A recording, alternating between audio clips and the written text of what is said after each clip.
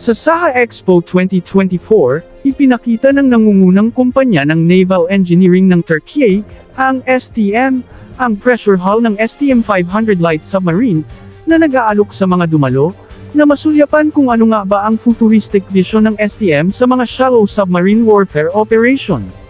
Ang ipinapakitang bahagi ng submarine sa nasabing eksibisyon, ay isang aktwal na laki ng pressure hull ng STM-500 submarine, na nagpapakita ng isang milestone sa kanilang construction project. The STM-500 submarine ay isang maliit na submarine, mas mura ang presyo kumpara sa mga conventional submarines, ngunit taglay ang parehong warfare capability ng mga full-size submarines. Bagay na bagay ito sa mga bansang may kakulangan sa budget, at mag-uumpisa pa lang na mag-operate ng submarine, o mag-e-establish ng submarine force sa kanyang navy.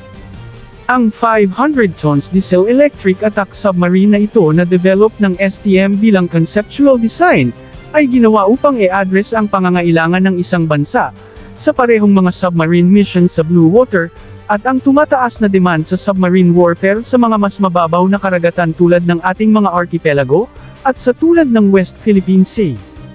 Ang Pilipinas ay umpisa nang nag-establish ng submarine force, at isa ito sana sa priority project ng Philippine Navy, na tinatawag pa nga nilang game changer sa kanilang puwersa, ngunit dahil sa napakalaking halaga na kailangan upang isakatuparan ito, ay ipinagpaliban muna ang pag-acquire ng mga ito sa ngayon.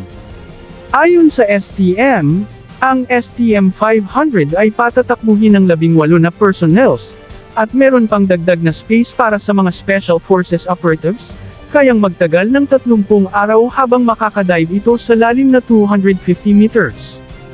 Pagdating naman sa armaments, meron itong mga torpedo launchers, na may kakayahang mag-launch ng 8 iba't ibang modern heavyweight torpedoes, o kahit ng 8 guided missiles. Pinapahusay pa ito ng Turkey, sa pamamagitan ng pagbigay ng capability na makapag-deploy ng mga unmanned underwater vehicle, isang capability na ini-introduce na ngayon ng Philippine Navy sa kanilang bagong war doctrine. Pagdating naman sa mga sensors, meron siyang combat management system, navigation radar, optronic mast at attack periscope tulad ng mga conventional submarines. Meron din siyang torpedo countermeasures in case magkaroon ng torpedo attack laban sa kanya. Meron ding electronic support measure para sa electronics warfare, SINARS, CAS, CTA, MAS, IDRS at ONA. Basically, maliit siya ngunit hitik sa capability tulad ng isang full-sized submarines. Ito ay hindi isang replacement sa full-size submarine, kundi isang magandang platform para sa mga bansang nag-uumpisa pa lang na gumamit ng submarine, kaya maganda ito bilang training platform, habang hinihintay ang pagbili ng mas malaki at mas mahal na full-size submarines. At the same time, mapupunuan agad ang inaasam-asam na submarine capability ng isang bansa tulad ng Pilipinas. At dahil sa maliit ang submarine na ito, ay mas madali itong magtago, sa mga mababaw na karagatan tulad ng sa ating bansa, na binubuo ng maraming mga isla. Sa mga karagatan naman tulad ng West Philippine Sea, kung saan pinapatayuan na ng China ng maraming mga artificial island.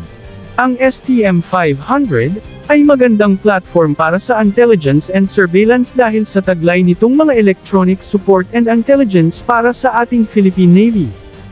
At syempre kahit na ito ay maliit, ngunit ang threat na dala nito, ay tulad pa rin ng mga full-size na submarines, na kayang magpalubog ng malalaking warships, o kahit ng mga aircraft carrier, kaya sa oras ng mga standoff sa West Philippine Sea, ay may malakas na armas ang Pilipinas na nakatago sa ilalim, na di pwedeng baliwalain ng China.